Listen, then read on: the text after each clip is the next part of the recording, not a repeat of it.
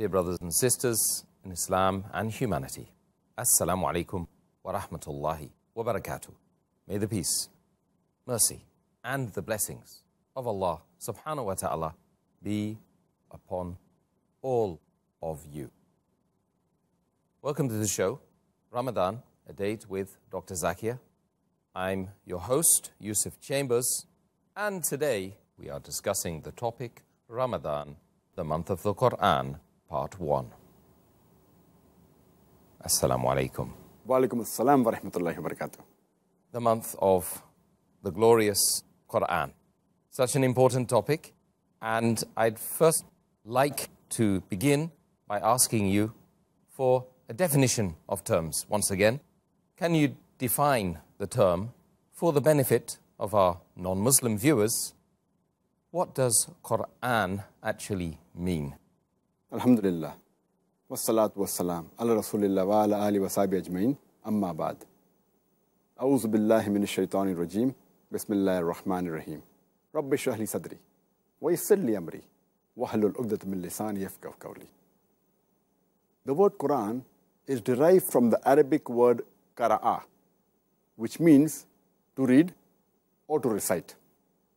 And Quran means the recitation or the reading. The Quran is the last and final revelation of Allah subhanahu wa ta'ala, which was revealed to the last and final messenger, Prophet Muhammad, peace be upon him. And Allah subhanahu wa ta'ala has sent down several revelations. Allah says in Surah Rad, chapter number 13, verse number 38, لِكُلِّ أَجْلٍ kitab. In every age have we sent down revelation. There were many. By name, 4 are mentioned in the Quran: Torah, Zabur, Injil, and the Quran. Torah is the Wahi, the revelation, which was given to Moses, peace be upon him. Zabur is the Wahi, the revelation, which was revealed to Prophet David, peace be upon him. And Injil is the Wahi, the revelation, which was revealed to Prophet Jesus, peace be upon him. And Quran is the last and final revelation, which was given to the last and final messenger, Prophet Muhammad, peace be upon him. So if there's something like the Old Testament and the New Testament, then Quran is the last testament. So Quran actually is a wahi. It is a revelation. Normally people think that Quran is the book. Actually the book Quran, the right Arabic word is mushaf. So Quran is actually a revelation of Allah subhanahu wa ta'ala, which was given to the last and final messenger, Prophet Muhammad, peace be upon him. I think that is a very appropriate way to begin the topic. Second question I'd like to put to you, if I may, is can you mention the various names and attributes which Allah subhanahu wa ta'ala uses to describe the Qur'an in the Qur'an or with the Qur'an? There are many, umpteen number of attributes and names used by Allah subhanahu wa ta'ala in the Quran for the Quran. I'll just mention a few that I can recollect immediately. Allah refers to the Quran as the Furqan, the criteria to judge right from wrong. In Surah Furqan, chapter 25, verse number 1. And there is a full chapter, chapter number 25, named after that, Furqan, criteria to judge right from wrong. It's also then in Surah Baqarah, chapter 2, verse number 185, the word Furqan is used. Allah subhanahu wa ta'ala also describes the Quran as Tanzeel, that is a revelation. In Surah Shura, chapter number 26, verse number 192. It is described as the dhikr, that is the message. In Surah Anbiya, chapter number 21, verse number 50. It's also described as the kitab, that's the book. Kitab is called as the book, also as the wahi, as a revelation. In Surah Yusuf, chapter number 12, verse number 1. It is described as Noor, meaning the light, in Surah Nisa, chapter 4, verse number 174.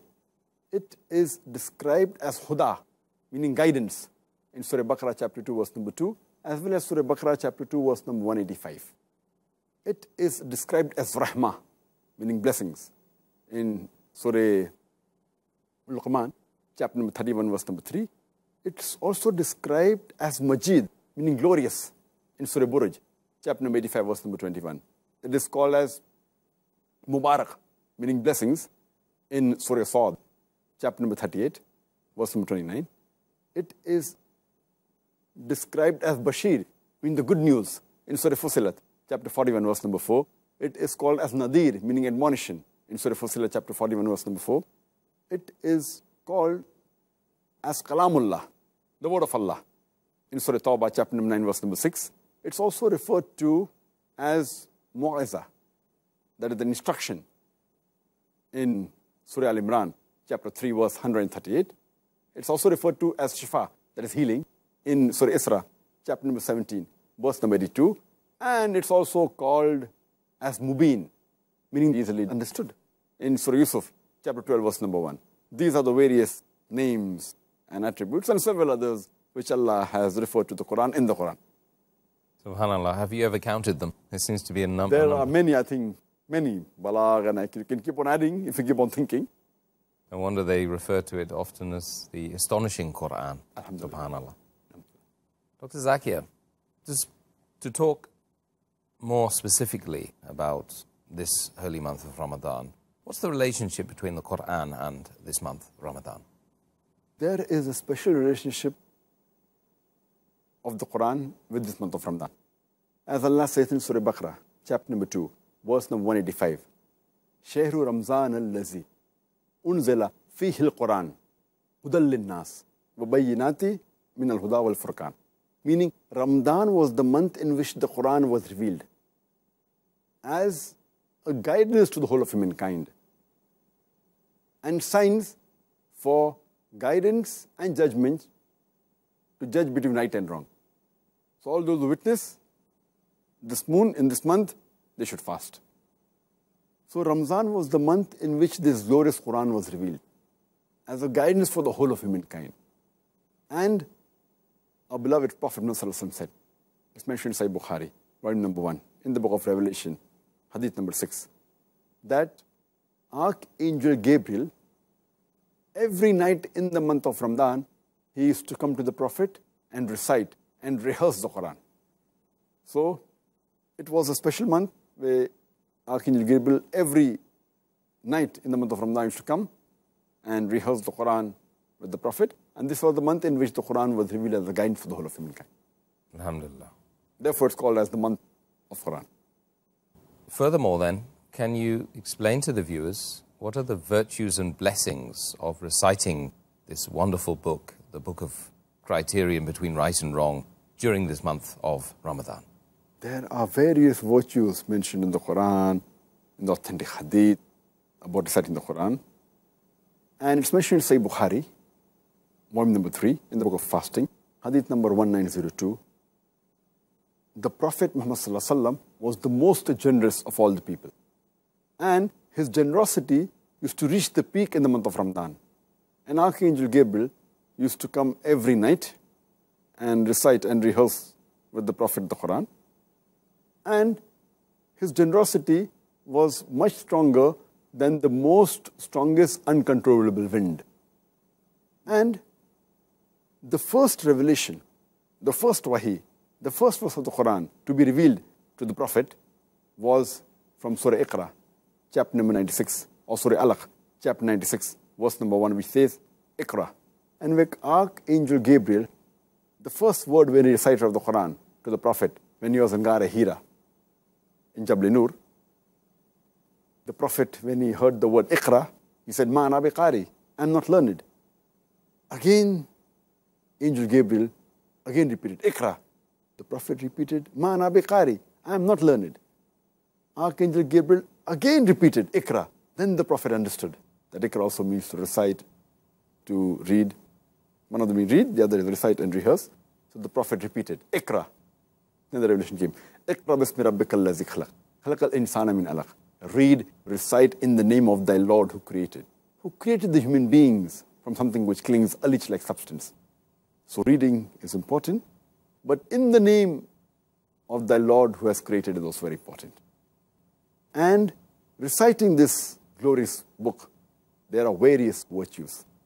And our beloved Prophet said, it's mentioned in the hadith of Tirmidhi, hadith number 2910, where the beloved Prophet said that every letter you recite of the word of Allah, of the word of the glorious Qur'an, you get a blessing. And each blessing is equivalent to 10 hasnat, 10 blessings. Each letter you recite of the word of Allah, you get a reward. Each reward is equal to 10 hasnat. And alif, lam, mim is not one letter. Alif is a letter, lam is a letter, mim is a letter. That means 10, 10, 10. You get 30 blessings if you say alif, lam, mim. And our beloved Prophet said, it's mentioned in Sahih Bukhari, volume number 6, hadith number 5027. The Prophet said, خَيْرَكُمْ مَنْ تَعْلَمَ الْقُرْآنَ وَأَلَّمُهُ. The best amongst you is the person who recites the Quran and teaches to others, who learns the Quran and teaches to others. That means it's important to learn the Quran and teach it to others. And the beloved Prophet ﷺ said, it's mentioned in Sahih Muslim, volume number 2, in the book of Salat, hadith number 1757, that recitation of the Quran will act as an intercession on the day of resurrection to the reciter. The Quran will intercede for you on the day of judgment, on the day of resurrection. It's further mentioned in the Sahih Hadith of Musnad Ahmad, volume number 2, hadith number 6625, which says that fasting and the Quran will act as interceders on the day of resurrection, on the day of judgment. And the fasting will tell Allah subhanahu wa ta'ala that the person, because of me, he left his food and drink and desires, so I would intercede on his behalf. And the Quran would say that the person sacrificed his sleep for me, so I will intercede for him on the day of judgment. So the Quran will act as an interceder on the day of judgment. It's mentioned in Surah Abasa, chapter number 80, verse number 34 and 37. It says that no person on the day of judgment, talking about the day of resurrection, that a person will not be bothered about his brother. Neither will he be bothered about his mother or father or wife and children. He will not be bothered about the mother, father, brother, wife, children. And he will be so much engrossed about his own concerns that he will not be bothered about other person's concerns. On the day of judgment, on the day of resurrection, each one bothered about himself. And the Quran will act as an interceder. It's mentioned in Sahih Bukhari, volume number 6, hadith number 5011, that a Sahaba was reciting the Quran and the horse was tied with 2 ropes and he saw the cloud descend and the horse was frightened. The Sahaba went to the Prophet. The Prophet said, do you know what happened? He said, no. The angels came down to listen to your recitation. And in the hadith of Sahih Bukhari, volume number 6, hadith number 5018, it says that a Sahaba was reciting the Quran and he saw the clouds descending down and it had something like lamps. And when he came out so that he couldn't see it, and then he went to the Prophet, and the Prophet said, do you know what was that? And the Prophet said, on the cloud there were angels who had come down to listen to a recitation. And if you had continued, they would have been there till dawn, and people would have seen it, and then they would have disappeared.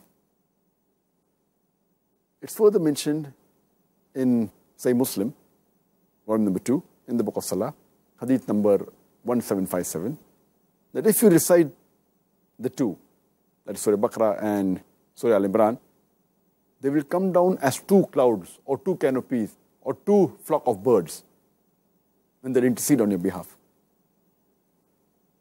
It's further mentioned in the hadith of Sahih Muslim, hadith number 6518, that the beloved Prophet ﷺ said that anyone who recites the Quran in the house of Allah, in the mosque, that when people gather in the house of Allah, the mosque, and when they recite the Quran, and they learn it and teach it among themselves, on them will be tranquility, and they will be calm.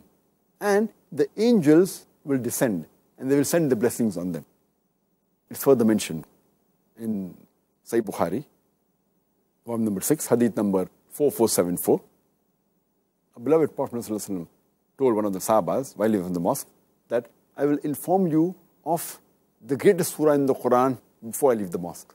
And when the Prophet is about to leave the mosque after some time, the Sahaba reminds him that which is the greatest surah in the Qur'an which you are going to tell me about. The Prophet says, Alhamdulillah Rabbil Alameen, talking about Surah Fatiha. The oft-repeated 7 verses. It's further mentioned in Sahih Bukhari, volume number 6, hadith number 5009. The beloved Prophet ﷺ said that anyone who recites the last 2 verses of Surah Baqarah at night, he will be safe. The beloved Prophet ﷺ said in Sahih Muslim, volume number 2, in the book of Salah, hadith number 1766, the Prophet said, anyone who memorizes the first 10 verses of Surah Kahf, he will be safe from the Dajjal. And immediately next hadith, Sahih Muslim, volume number 2, book of Salah, hadith number 1767 says that anyone who remembers the last 10 verses of Surah Kahf, he'll be safe from the Dajjal. It's further mentioned in Sahih Muslim, volume number 2, in the book of Salah, hadith number 1768, that the beloved Prophet ﷺ said that, O Abul Mundir, do you know which is the greatest verse of the whole Quran? And he said that the Messenger of Allah knows the best. Again the Prophet repeated, O Abul Mundir, do you know which is the greatest verse in the Quran? So he started reciting Ayat al-Kursi. Allahu la ilaha hayyul qayyum, la ta'khudhuhu sinatun wa la nawm. And the Prophet said, may you be pleasant with the knowledge of the Quran. The greatest verse of the Quran is Ayat al-Kursi, Surah Baqarah, chapter number 2, verse number 255. And it's mentioned in Sahih Muslim, volume number 2, in the book of Salah, hadith number 1774. The Prophet said that the 2 surahs have been revealed, which no one has seen before or heard before. And he spoke about Surah Falaq and Surah Nas. I seek refuge with the Lord of the Dawn. Kul a'udhu bi rabbil falaq. And Kul a'udhu bi rabbin nas. Say, I seek refuge with the Lord of the Dawn. So these 2 were the mu'izzatain. And this will protect you from evil. So this was some of the virtues mentioned of reciting the Quran. And you can go on the various further verses in the Quran and several Sahih Hadith talking about the virtues of reciting the Quran, alhamdulillah. Alhamdulillah. A very important month indeed for all human beings, not just Muslims.